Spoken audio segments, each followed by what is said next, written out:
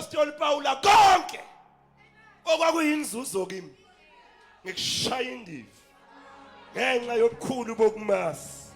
Ikhona into engcono kunezinto ezineveli. Ikhona into engcono kunezinto ezidulayo. Ubukhulu bokumazi.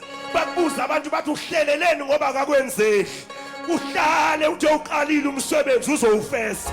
Bakubuza abantu bathi abafika emva kwakho sebetholile wena ukakathola usahlaleleni uthi ngizomlinda ngoba akasoza ngidele wangifela ekhaya. Oh Jesu. Awusanibonani bazali ba?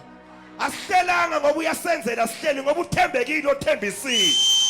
Sihleli ngoba uthembisile akuyona indodana yomuntu ukuba qamba amanga. Izithembiso zakhe noma ziningi kodwa kuye siuyebo siuamen. Cela nihlale phansi ngishudise kancane. Mbuli ngicela uye esitulweni sakho.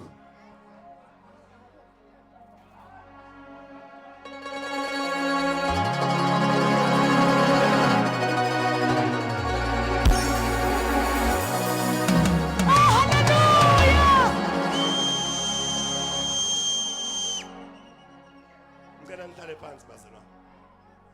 Ngithi kunina uNkulunkulu ukuthembile ukukhumbula.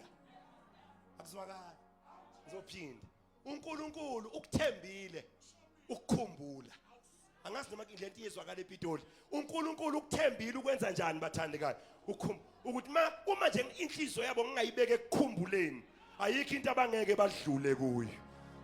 Akuzwakali kahle. There is why uDavid washaya ibhere eyedwa wangaxoxela umuntu. Wathi uNkulunkulu ibambe lento uzoyidinga phambili.